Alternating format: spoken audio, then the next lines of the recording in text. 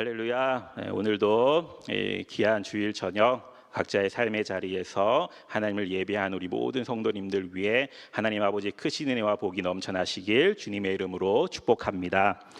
오늘은 신명기 33장 8절에서 11절까지의 말씀을 통해서 옳은 길로 나아가려면 이라는 제목으로 우리 함께 말씀 나누도록 하겠습니다. 말씀을 나누기 앞서서 우리가 한 가지를 생각해 보면 좋을 것 같습니다. 교회는 어떠한 성격을 가져야 하는 곳일까요? 현대에 이 한국 교회 안에 살고 있는 대다수의 성도님들은 이 교회의 성격이 단지 이 필요에 의해 결정되어야 된다라는 이렇게 생각하는 경향이 많은 것 같습니다. 예를 들면 어떤 사람들은 교회를 마치 소비자를 충족시키기 위한 이 커다란 기업처럼 생각합니다. 이렇게 생각할 때 교회는 끝없이 사람들이 무엇을 좋아하는지 파악하고 소비자의 수요에 부합한 방식을 사업으로 추진을 해야 할 것입니다. 이러한 입장에서의 교회가 추구하는 방향은 전적으로 어떻게 하면 이 사람들이 오고 싶어하는 교회가 될 수 있을까라는 점에 의해서 결정될 것입니다. 또 어떤 사람들은 교회가 이 세상 속에서 해야 하는 역할에서 이 교회의 의의를 찾으려고 하기 때문에 교회가 이 지역 사회에 봉사단체나 인권기구 또 혹은 외국인 노동자를 보호하는 그러한 기관이나 이 미혼모를 위한 이 사회기관과 구별할 수 없게 되기도 합니다. 또 조금 더 보수적인 교회들 중에는 교회가 이 보수 정치권의 이 대변인 역할을 하는 것을 당연히 여기는 교회들도 있고 또 정반대로 교회가 노동운동을 위해 존재하는 것처럼 돼버린 것도 있습니다. 하지만 과연 이래도 괜찮을 것인가요? 이 교회의 성격이 그 시대가 중요하게 생각하는 것에 따라서 이랬다 저랬다 해도 되는 일이겠습니까? 아마 아닐 것입니다. 그렇다면 교회는 어떠한 방향으로 나아가야 하겠습니까? 교회는 분명하게 성경이 가르치는 방향으로 똑바로 나아가야 할 줄로 믿습니다. 따라서 우리는 오늘 이 본문의 말씀을 통해 우리가 어떻게 하면 옳은 길로 나아갈 수 있을까에 대해서 한번 생각해 보도록 하겠습니다. 오늘의 본문 신명기 33장의 이 배경은 가나안 땅을 눈앞에 둔 상황에서 모세가 죽기 전에 마지막으로 이 이스라엘 각 지파들을 축복하는 그러한 장면이 나타납니다. 그 중에서 우리는 오늘 특별히 이 레위 지파에게 선포된 말씀을 드리려고 합니다. 왜냐하면 이 레위 지파가 매우 독특한 그러한 지위를 갖고 있고 또 우리가 또한 교회가 나아가야 할 올바른 방향을 제시해 주고 있기 때문입니다. 그렇다면 우리가 이 레위 지파에 대해서 먼저 한번 살펴보도록 하겠습니다. 이 레위 지파는 우리가 먼저 잘 아시다시피 직접 하나님을 섬기는 즉 이 예배에 관련된 지파였습니다. 이 다윗 시대에 오면 이 헤만과 여두둔 이와 같은 이들이 하나님께 찬양 드리는 이 찬양대를 맡았었는데 이들은 모두 레위 사람들이었습니다. 즉 하나님께 예배를 집전하고 또 이 찬양을 하는 이들 모두가 이 레위인들이었습니다. 또한 이 함께 찬양대를 맡은 이들 중에 이 아삽과 같은 사람들은 시편을 12편이나 지은 사람이기도 합니다. 이 정도까지 생각하지 않더라도 이 제사와 또 관련하여 우리가 통상적으로 제사장이라고 부르는 사람들은 모두 이 레위 지파의 사람들이었습니다. 즉 이 레위 지파란 이 예수님을 직접적으로 수종드는 이 예배와 관련된 그러한 사람들이다라는 것을 알 수가 있습니다. 뿐만 아니라 이 레위인들은 하나님의 말씀을 가르치는 자들이었습니다. 이 레위인들 중에 제사장들은 하나님의 율법을 백성에게 가르치는 이러한 일을 맡았습니다.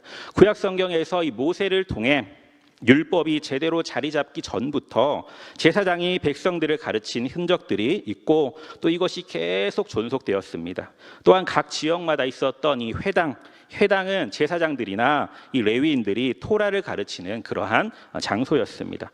이러한 근거들로 봤을 때 이 레위 지파 사람들은 예배를 수종드는 사람들이었을 뿐만 아니라 이 말씀을 가르치는 일과 관련된 사람이었음을 우리가 알 수가 있습니다. 따라서 우리에게 이 레위인들이 누구냐라고 묻는다면 우리는 크게 두 가지로 말할 수 있을 것입니다. 하나님을 예배하는 일과 또 하나님의 말씀을 백성들에게 가르치는 일을 담당하는 자들이었다라고 말할 수가 있을 것입니다.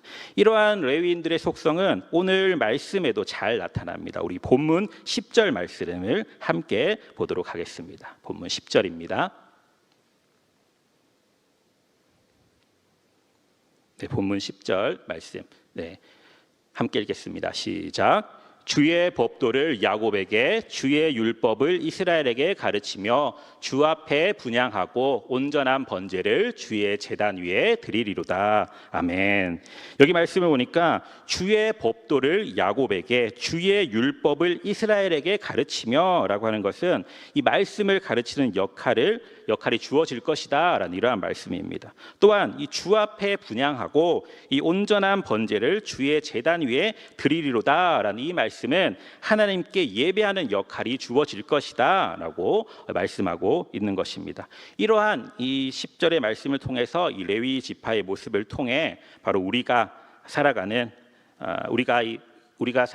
이 시대에 우리가 배울 수 있는 점은 그들이 하나님을 섬기는 일과 또 백성들에게 말씀을 가르치는 사람들이었던 것처럼 우리 또한 하나님의 백성된 자로서 교회 안에서 하나님의 말씀과 예배의 중요성을 인식하며 살아야 된다라는 것을 말씀해 주고 있는 것입니다. 그러므로 오늘 말씀의 이 결론부터 말씀드리면 우리가 그리고 이 교회가 나아가야 할 올바른 방향은 바로 말씀 중심, 예배 중심임을 믿으시길 주님의 이름으로 축복합니다. 그렇다면 이 말씀 중심, 예배 중심의 삶을 살아가기 위해서는 우리가 어떻게 해야 할까요? 오늘 본문을 통해 그 사실을 한번 살펴보도록 하겠습니다.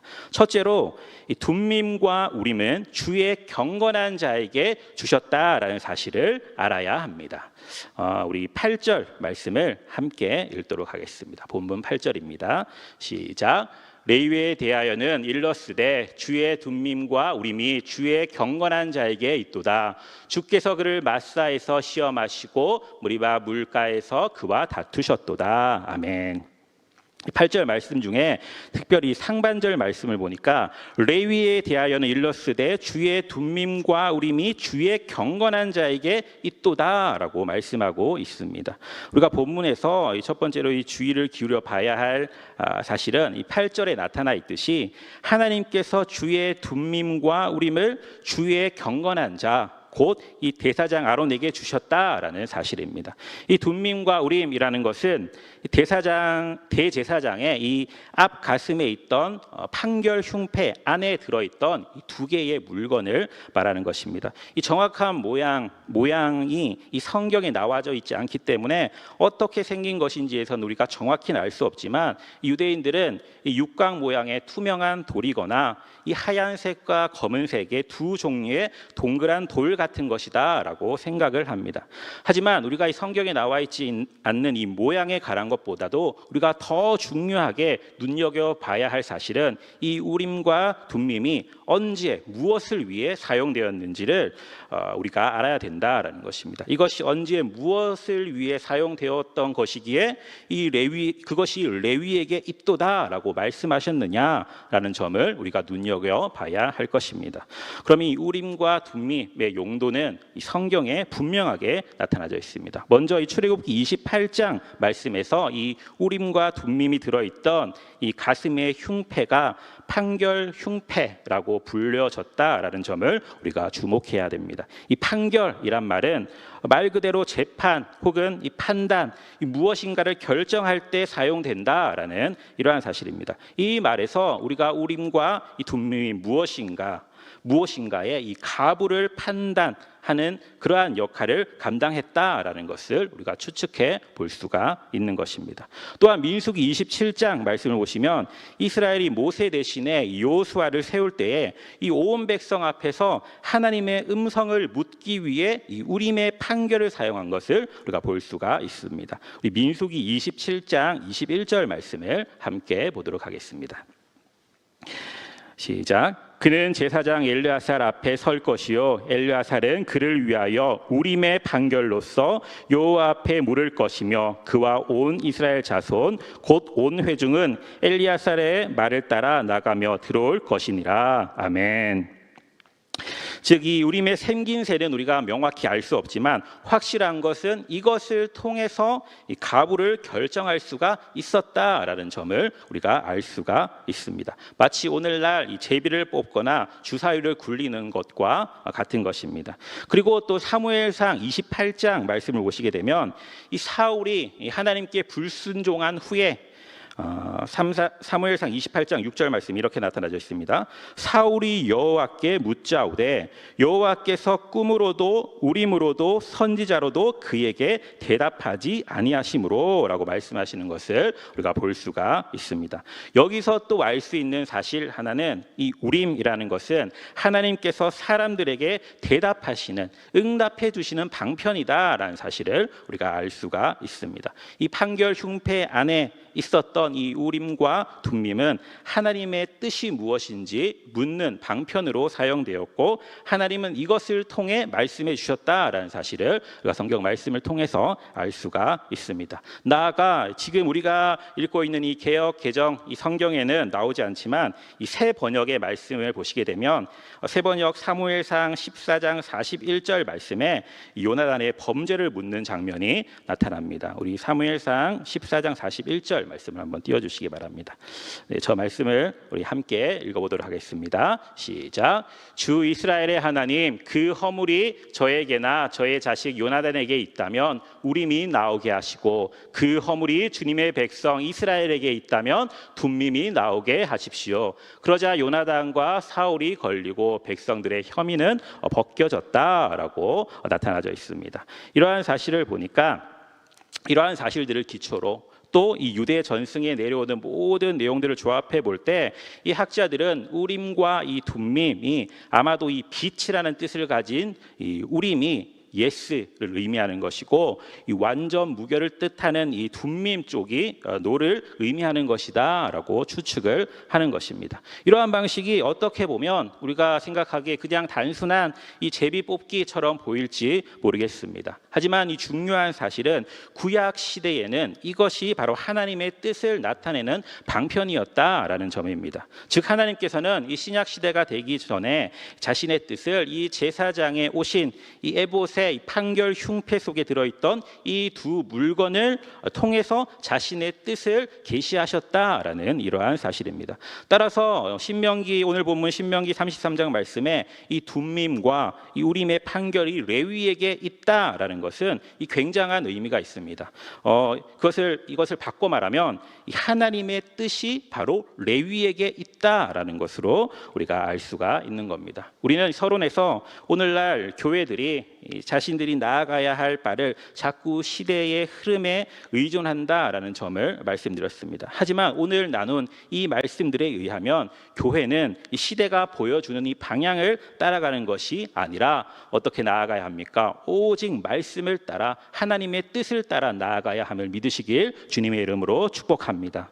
그리고 하나님께서는 이 자신의 음성을 다른 누구도 아닌 누구에게 주셨다고요? 바로 이 레위에게 주셨다. 이 레위 지파의 손에 쥐어주셨다라는 사실을 우리가 알 수가 있습니다. 그렇다면 하나님께서는 왜 레위 지파에게서 하나님의 음성이 나오게 하셨을까요? 그것은 바로 그들이 이 예배와 말씀을 맡은 자들이었기 때문입니다.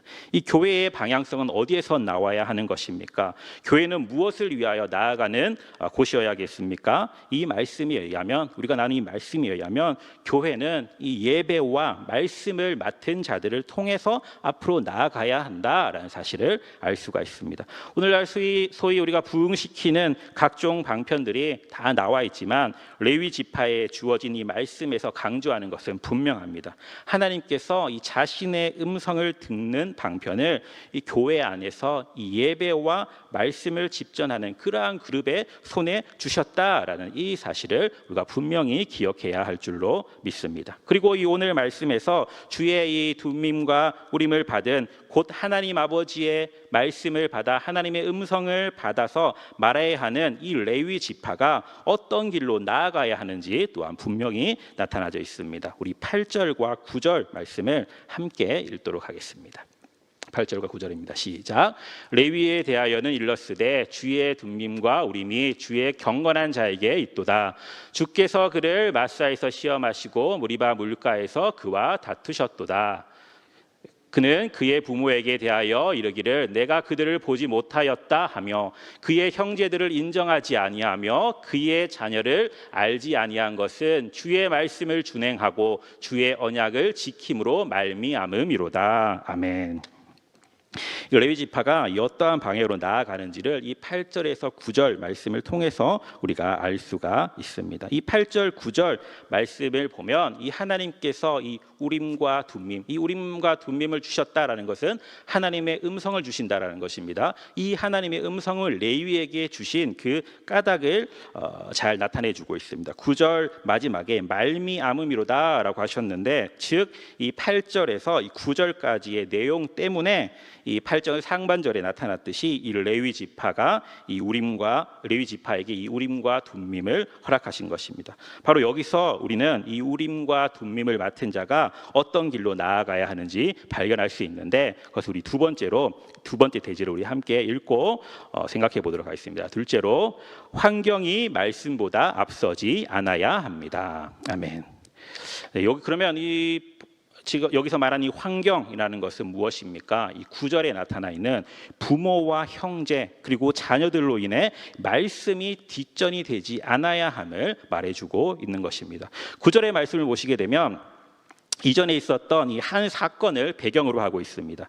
9절 말씀은 레위 지파가 이 주의 말씀을 준행하고 또 주의 언약을 지키기 위해 부모도 형제도 마다하였음을 말하고 있습니다. 이 9절은 이 대부분의 학자들이 다 이견 없이 출애굽기 32장의 사건을 지칭하고 있는 것으로 이해합니다. 바로 이 시내산 아래에서 이스라엘 백성들이 금송아지를 만든 이 사건을 이야기하는 것입니다. 이스라엘 백성들은 이 하나님 앞에 우상을 만들므로써 더 크게 패역하였고, 이 모세는 하나님께 율법을 받고 이제 급히 내려갔습니다.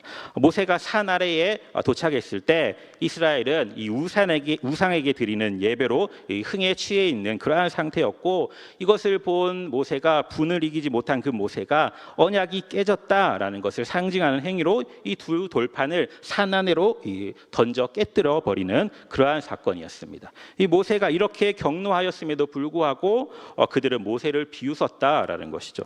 그때 이 모세가 이 진 문에 서서 이렇게 말합니다.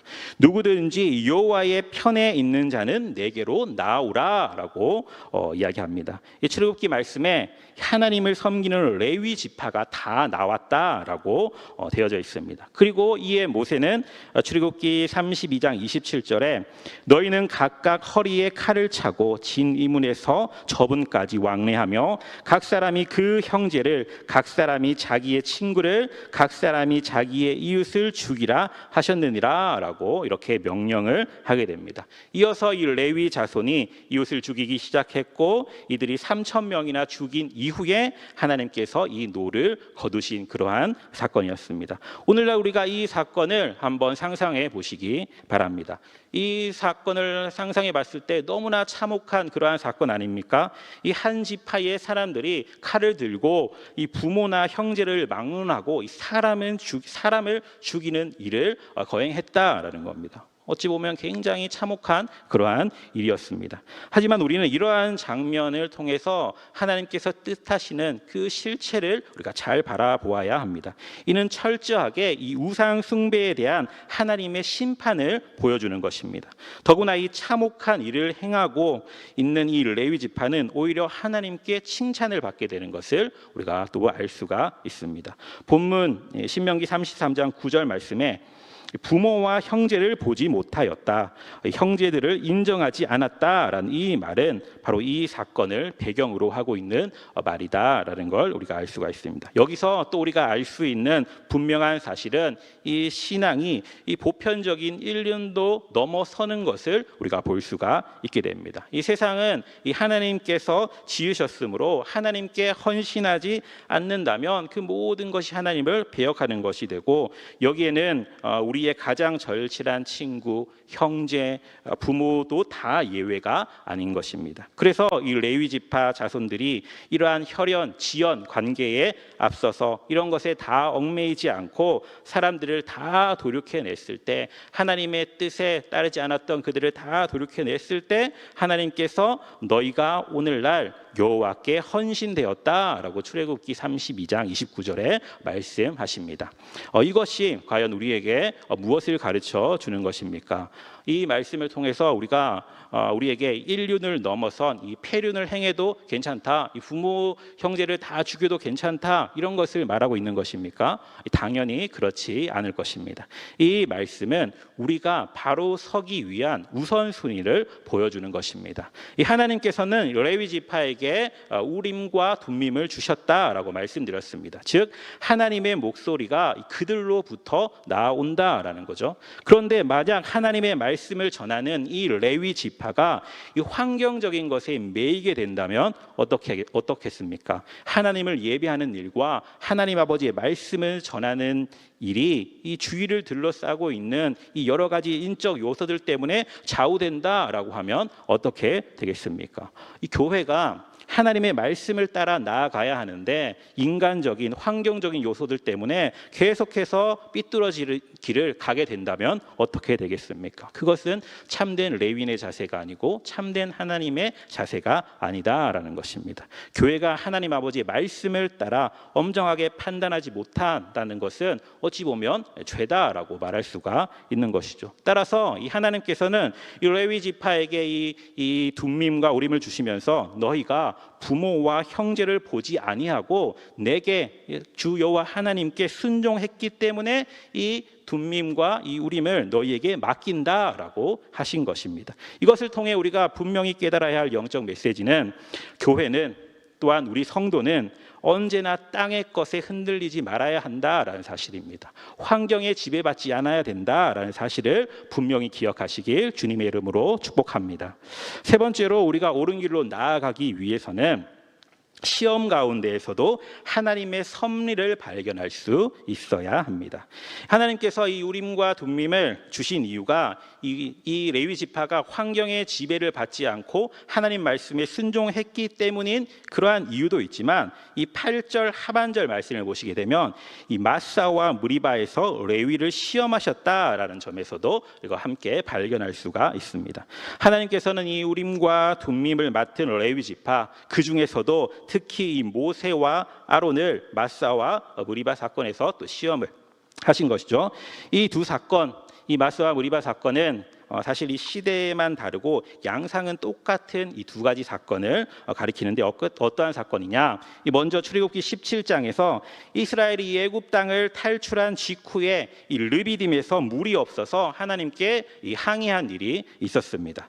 백성들은 모세에게 당신이 어찌하여 우리를 애굽에서 인도해내서 우리와 우리 자녀와 또 우리 가축이 다 목말라 죽게 하느냐라고 항의를 한 것이죠. 그때 하나님께서는 모세에게 이 나일강을 치던 내 지팡이를 잡고 가라. 그리고 호렙산 반석 위에 하나님 앞에 서서 반석을 치면 물이 나올 것이다 라고 말씀을 했습니다. 따라서 모세는 하나님의 말씀대로 반석을 쳤고 반석에서 물이 나와서 이 백성이 마시게 되었습니다.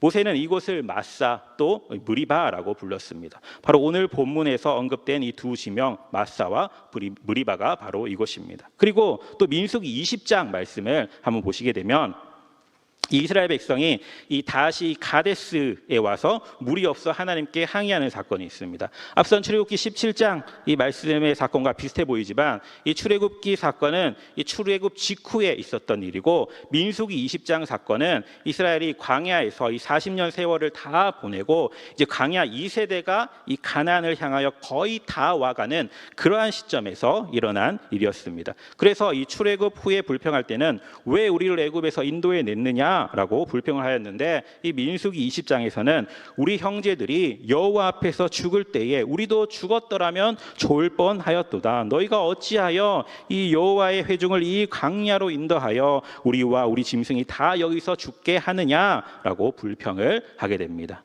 애굽에서 괜히 나왔다는 것과 또 광야에서 죽었으면 좋았을 걸이라는 이런 불평의 이 시대상만 다를 뿐 하나님을 향한 불평은 똑같은 불평이었던 것입니다. 민수기 20장 이 사건이 일어난 곳이 바로 이 무리다라고 부릅니다.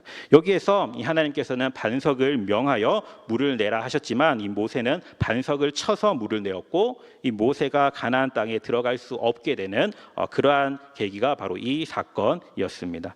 오늘 이 신명기 본문 말씀은 바로 이 두 가지 사건, 이 마사와 이 무리바 사건을 염두에 두고 하시는 말씀입니다. 8절에 등장하는 이 마사와 무리바, 이것은 바로 출애굽기 17장과 방금 말씀드린 그 민수기 20장이 배경인 것인데, 이 사건들에 대한 이 다른 성경의 여러 구절들을 통해 다른 성경들이 이 사건에 대해 평가한 것을 보게 되면, 이 마사와 무리바 사건을 이스라엘이 하나님을 시험한 사건으로 부르고 있다라는 걸 우리가 알 수가 있습니다.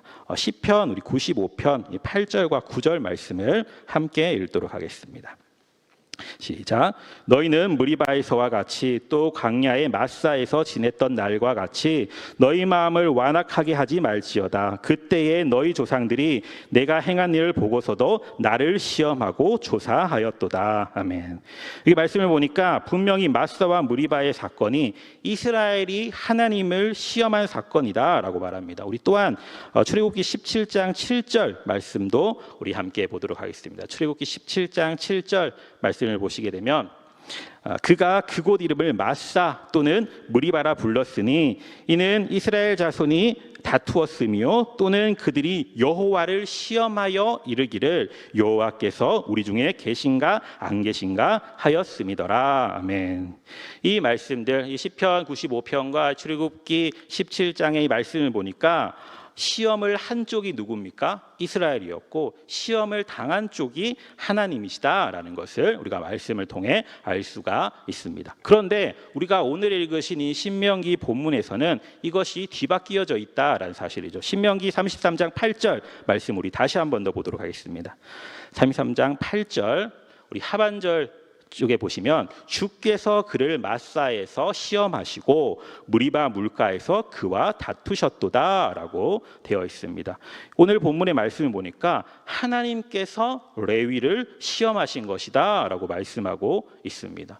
아까 전에 보셨던 그 사건에 대한 평가가 나타났던 시편 95편이나 출애굽기 17장 말씀에는 이스라엘이 하나님을 시험하였다라고 하는데, 오늘 본문에서는 주께서 그를 마사에서 시험하셨다라고 이야기하고 있는 것입니다. 같은 사건을 가지고 서로 상반되는 모습을 우리가 확인할 수가 있는 거죠. 이 상반되는 말씀을 통해서 우리가 깨달을 수 있는 분명한 사실이 있습니다. 그것이 무엇이냐? 우리의 하나님께서 일하시는 방법에 대해서 우리가 이 사실을 통해 확인할 수가 있습니다. 하나님께서 일하시는 방법은 무엇이냐? 바로 하나님께서는 이 동시적인 사역을 행하고 계신다라는 걸 우리가 확인할 수가 있습니다. 이게 무슨 말이냐?